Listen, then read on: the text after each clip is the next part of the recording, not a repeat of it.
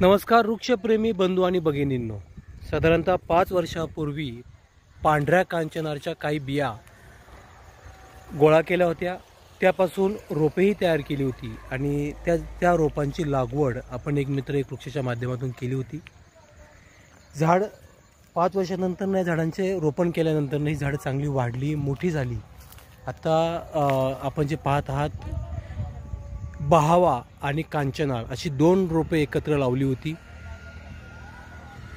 त्या पांढऱ्या कांचनारला पहिल्यांदाच खूप छान अशी फुलं आलेली आहेत आणि नक्कीच पहिल्यांदा फुल आल्यामुळं आणि आपण बियांपासून जी रोपं तयार केली आणि त्याला आलेलं हे फूल पाहून नक्कीच एक आनंद, समाधान मिळत आहे. आणि याला आलेलं असं हे पांढरं कांचनारची फुलं, नक्कीच यापासून सुद्धा मोठ्या प्रमाणावरती आपल्याला बिया मिळतील. या बियांचं पुन्हा आपण रोपे तयार करू आणि वृक्षावर रोपण्यासाठी आपण ते वापरूयात. कांचनारमध्ये अजून एक पांढरा कांचनार वेगळ्या पद्धतीचा येतो.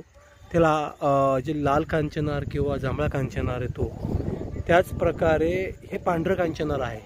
दुसरं पाहिलं तर ते गोल आकाराचं येतो.